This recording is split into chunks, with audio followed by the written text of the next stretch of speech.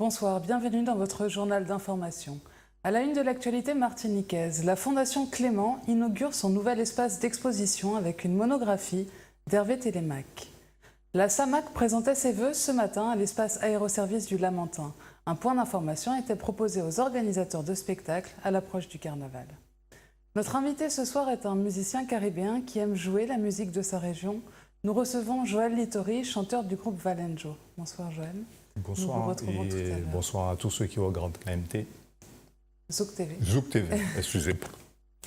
Commençons cette édition par l'ouverture du nouvel espace d'exposition de la Fondation Clément, situé au François, sur l'habitation Clément. Bernard Ayotte a fait dessiner et construire ce nouveau bâtiment par l'architecte Bernard Reichen. Pour l'inauguration, l'exposition du Centre Pompidou, Hervé Télémaque, est proposée aux visiteurs. Reportage. Ce projet de la Fondation Clément s'inscrit dans l'action culturelle menée par Bernard Ayotte. L'exposition Hervé Télémaque a été choisie pour inaugurer le lieu. L'objet de la Fondation Clément, c'est d'essayer de faire connaître à l'international la qualité des artistes de la Caraïbe. Hervé Télémaque, il est le symbole de cette réussite. Il est né à Haïti, il vit maintenant en France et c'est un peintre de notoriété internationale. Cet espace culturel sera avant tout un espace de découverte des artistes caribéens. On va consacrer probablement 7 salles aux œuvres de la Fondation Clément. Nous avons environ 300 tableaux dans notre patrimoine accumulés au cours des 20 ans. Tous les 6 mois, on va changer le fond de la collection. Il y a 100 000 visiteurs qui passent. Je me dis que peut-être qu'il y a un grand galériste qui va se dire « Tiens, tel ou tel artiste martiniquais ou cubain, ça m'intéresse ». Et puis, il aura la carrière d'Hervé Télémaque qui est formidable. Bernard Ayotte espère que ce projet culturel pourra s'inscrire dans le temps. L'année prochaine, ce sont les 40 ans du Centre Pompidou. Il voudrait qu'on fasse quelque chose à la Martinique également. C'est une perspective formidable, ça me passionne beaucoup. Bernard Reichen est l'architecte du nouveau bâtiment. On a pris le parti de concevoir la fondation autour de 3 lieux différents.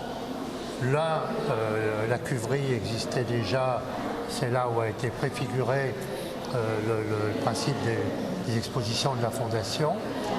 Et 2 autres lieux, la salle carrée, nous sommes, et puis la nef qu'on va visiter un peu après.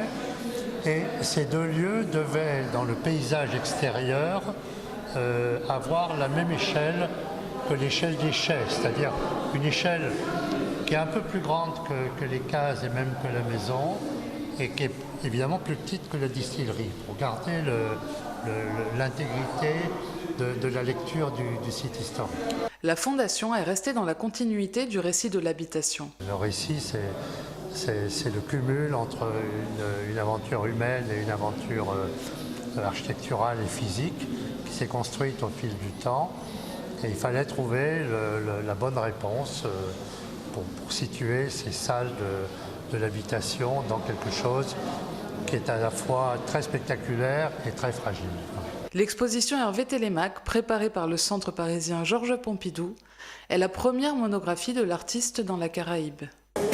C'est le parcours d'une vie, enfin, d'une vie d'artiste. Un artiste fait ce qu'il peut, quand il peut, et c'est plus ou moins gagné, plus ou moins perdu. Et on recommence et on continue. Je me sens dans une relation de cousinage naturel. Voilà. Bernard Ayotte souhaite renforcer la visibilité des artistes caribéens. Parlons carnaval à présent. Un point d'information pour les producteurs de spectacles, mais aussi pour les artistes, était organisé aujourd'hui à Fort-de-France. En Martinique, ces métiers du spectacle sont mal ou souvent pas du tout déclarés à l'approche du carnaval. La Sécurité sociale a tenu à faire plusieurs rencontres avec les protagonistes pour annoncer les contrôles et l'importance de la régularisation des artistes. Un reportage de Jean-Pierre Zabulon. Ce matin a eu lieu une séance d'information à l'attention des organisateurs de spectacles, qu'ils soient professionnels ou pas, embauchant des artistes pour animer des événements. Un rappel pour les droits et les obligations de chacun. Il y a énormément de lacunes parce qu'en fait, rien n'est jamais clair. Donc on a toujours besoin d'informations supplémentaires ou de devoir courir après l'information. Et donc aujourd'hui que cette réunion est organisée, c'est un point positif en fait qui nous permettra d'avoir le maximum d'informations en un seul point et en une seule fois afin de pouvoir faire toutes les déclarations nécessaires pour l'embauche des artistes. Là, j'ai vu qu'il n'y a que quelques personnes et c'est vraiment dommage parce qu'il y a beaucoup de personnes qui embauchent des artistes en Martinique et on a toujours tendance à croire qu'un artiste en fait ça se rémunère comme ça de main à main, mais en fait non, nous sommes des artistes, nous répétons, nous travaillons, c'est notre métier et nous avons nous aussi droit à une couverture sociale. Quand vous faites appel de toute façon à quelqu'un de manière générale qui pour travailler pour vous, il y a un certain nombre de démarches à effectuer. D'abord déclarer la personne et ensuite il y a un paiement qui est effectué, donc suite à ce paiement il y a des cotisations à régler. C'est pour un petit peu rétablir chacun dans ses droits et éviter effectivement de basculer assez rapidement dans de la dissimulation de salariés. Dans un premier temps, la définition de l'artiste du spectacle et ensuite nous partirons sur l'organisateur d'un spectacle. Qu'est-ce qu'un organisateur de spectacle ? Que ce soit un organisateur direct ou indirect. J'entends par organisateur indirect le fait de passer par un prestataire donc, pour faire venir l'artiste. Et ensuite, nous parlerons bien évidemment des licences également d'organisateurs de spectacles que l'on doit détenir, que l'on ait un lieu de production, de réception, d'organisation de spectacles, que l'on soit producteur de spectacles également ou diffuseur de spectacles, on doit détenir une autorisation pour cela. Donc nous définirons ces différentes licences également. Beaucoup d'artistes se plaignent toujours de travailler sans couverture sociale. La presse était conviée ce matin à la cérémonie des vœux de la SAMAC, la Société Aéroport Martinique Aimé Césaire. Cette rencontre s'est déroulée à l'espace aéroservice. Y ont été présentés les résultats aéronautiques, les orientations stratégiques et le programme d'investissement de la SAMAC. Un reportage de Manuela Montlouis. La SAMAC, la Société Aéroport Martinique Aimé Césaire, a invité la presse à une rencontre afin de lui présenter ses vœux. Ce moment d'échange a été également l'occasion de présenter le bilan 2015 des activités aéroportuaires, bilan jugé satisfaisant. Reprise du trafic passager, modernisation des infrastructures sont quelques-uns des points dont la SAMAC se félicite. L'environnement est au cœur du projet 2016 avec des travaux d'aménagement paysager. Notre aérogare a 20 ans. Et quand cet aérogare a été dimensionné, donc il y a 20 ans, elle a été dimensionnée avec une structure de trafic qui n'a rien à voir avec ce qui existe aujourd'hui. Et on le voit bien, avec donc, notamment donc, les vols du samedi, les vols charter pour la croisière, pour la compagnie MSC, nous avons été obligés de réactiver l'ancien aérogare. Et sur les 4 vols charter supplémentaires qui arrivent le samedi, nous traitons 2 vols charter dans l'ancien aérogare. C'est-à-dire que nous utilisons l'ancien aérogare comme salle d'embarquement. Donc ça montre bien que nous sommes arrivés à saturation. Il faut augmenter donc les nombres d'aires de stationnement des gros porteurs parce que nos aires de stationnement sont saturées. On était obligé de mettre des gros porteurs au fret. Donc il faut construire des aires de stationnement supplémentaires. Donc il faut mettre à niveau notre système de traitement des bagages de soute. On est obligé, pour des raisons réglementaires, de passer à un autre standard et donc de construire des bâtiments pour accueillir les nouveaux systèmes de traitement des bagages de soute pour assurer la sécurité des vols. On a rajouté des passerelles supplémentaires pour fluidifier donc l'embarquement et le débarquement des passagers. Il faut construire des surfaces supplémentaires pour les compagnies aériennes, pour des locaux commerciaux, pour des comptoirs de vente. Il faut construire des surfaces supplémentaires pour les compagnies aériennes, pour des locaux d'opération côté piste. Bref, il faut aujourd'hui mettre à niveau les infrastructures pour nourrir, pour satisfaire aux ambitions de développement que nous constatons d'ailleurs d'ores et déjà, mais pour l'avenir, si nous voulons arriver aux 2 millions de passagers que nous espérons en 2020. La SAMAC entend renforcer ses plans de développement avec pour objectif directeur d'être un outil structurant du développement régional. Une rencontre à présent. Cédric est un jeune agriculteur lorinois. Il vend aussi le week-end des bouteilles d'eau de coco, un job supplémentaire nécessaire pour arrondir les fins de mois. William Zali l'a rencontré. Portrait. Cédric est originaire du Lorrain, jeune agriculteur, et pour subvenir à ses besoins, qu'il était contraint de vendre des cocos le week-end. Il sillonne l'île pour proposer aux désireux cette eau si précieuse. C'est dimanche dernier que nous l'avions rencontré à Saint-Pierre et nous expliquait que cette double activité n'était pas si évidente que cela. Ah bah oui, c'est un petit truc pour arrondir les fins de mois. Je suis dans l'agriculture, je travaille dans la banane. Et puis je fais ça à côté pour satisfaire les clients, tout le monde. C'est quelque chose qui demande beaucoup d'efforts. Il faut être costaud. Parce qu'il faut monter les pieds, tout ça, il faut avoir des griffes, de la corde. C'est assez dur. Donc, on attache la grappe et puis on la fait descendre. Et puis il y a quelqu'un qui réceptionne en bas. Et puis il envoie la corde monter et puis ainsi de suite. Il faut mettre une quinzaine de pieds. Il y a plusieurs races. Il y a les verts, il y a les jaunes, il y a orange, il y a les marrons. Il y a plusieurs couleurs, comme tu peux voir là. Ça c'est le marron, ça c'est orange, là c'est le vert, il y a un vert encore là. Le jaune et le orange, c'est plus sucré. Mais le vert, il y a plus d'eau. Il y a des gros cocos verts, c'est une race spéciale. Avec 1,5, ça remplit une bouteille à l'aise. Je me promène sur la Martinique. Ça m'arrive d'être au Lamentin, ça m'arrive d'être au Carbet, à Saint-Pierre comme aujourd'hui. Et puis je fais un peu partout. Les touristes, ils aiment bien savoir, ils aiment bien goûter. Et puis bon, les gens qui connaissent aussi, ils savent que c'est bon pour la santé, ça lave bien. Ils aiment ça. Ils nous connaissent déjà, ils nous demandent est-ce qu'on est là tout le temps, est-ce qu'on sera là encore. Ils aiment ça. 1,20 €. 1,20 €, alors. Tu veux 2? Je viens de couper celui-là. Il n'y a pas de problème, mon ami. Une paille? Oui. Non, ma paille, il avait. Oui. Eh bien, ma paille, vous n'avez pas, il est gauche. Ok. Eh bien, mon Dieu. Il n'y a pas de souci. Ido, mais il manque quelque chose devant. Un petit whisky. Voilà, l'autre c'est pour William. Ok. Je vais prendre comme ça. Pour toi. Ok, yes. Ah, merci beaucoup. C'est abordable, oui. Parce que pour le travail qu'il y a dedans, je trouve que c'est vraiment pas, c'est pas cher du tout. Du courage et de la persévérance, c'est ce que nous souhaitons à Cédric et qu'il puisse continuer de nous rafraîchir. Retrouvons maintenant l'invité de notre édition, Joël Littori, mais écoutons d'abord un extrait de la chanson Belia Poumé. Pardon. Extrait.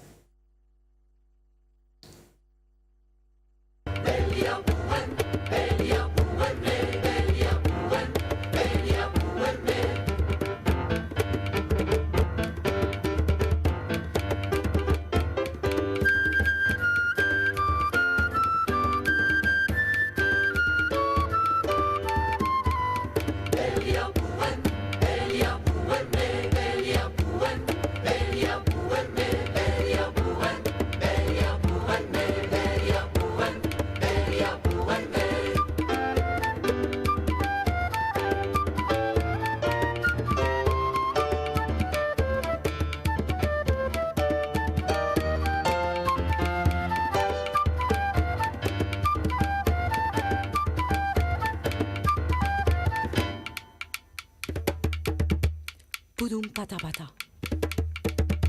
Boudoum patamata. Alors, Joël Littori, vous faites partie du groupe Valenjo. Oui. En fait, je suis l'un des cofondateurs, puisque nous sommes deux. Il y a Valérie Rousse et moi, qui en 2000-2001, nous avons décidé de travailler ensemble autour des musiques, on va dire, traditionnelles, c'est-à-dire du terroir, des musiques tambourinaires, des musiques autour du tambour belé. Et de là, nous avons commencé à déjà les étudier, créer des synthèses et commencer à composer des pièces originales. Et depuis, l'aventure est lancée et nous avons sorti ce disque-là en 2011, réalisé le clip un peu dans la foulée. Et justement, demain soir, nous sommes au Centre culturel de Rivière-Salée à 19h30 parce que après le premier disque, nous avons continué à travailler avec l'adjonction de nouveaux musiciens et nous sommes en train de finaliser notre deuxième produit en studio. Et les gens qui seront là demain soir auront la primeur sur ces nouveaux titres et pourront les découvrir en live avant la sortie du disque. Et alors, combien de musiciens constituent votre groupe? Le Valenjo Quintet, c'est 5 musiciens. C'est une femme au piano, Valérie qui n'est pas martiniquaise, c'est Valérie Rousse qui est toulousaine. Et puis, je suis au saxophone et à la flûte. Guillaume Bernard à la batterie, Hervé Martini à la basse et Charlie Lérandi, tambour belé. Et aussi, tous dans le groupe, nous portons nos voix lorsqu'il faut faire des chœurs. Valérie dit des textes, ainsi que Charlie Lérandi. Alors, à quoi pouvons-nous nous attendre pour le concert de demain soir? Tout et n'importe quoi. Non, je rigole. Demain soir, nous allons présenter ce travail autour des rythmes tambourinaires. Je vais dire rehaussé de la batterie et de la basse. Ce ne seront que des compositions originales et toutes ces compositions sont de cet album qui devrait normalement sortir, je pense, d'ici quelques mois vers Pâques.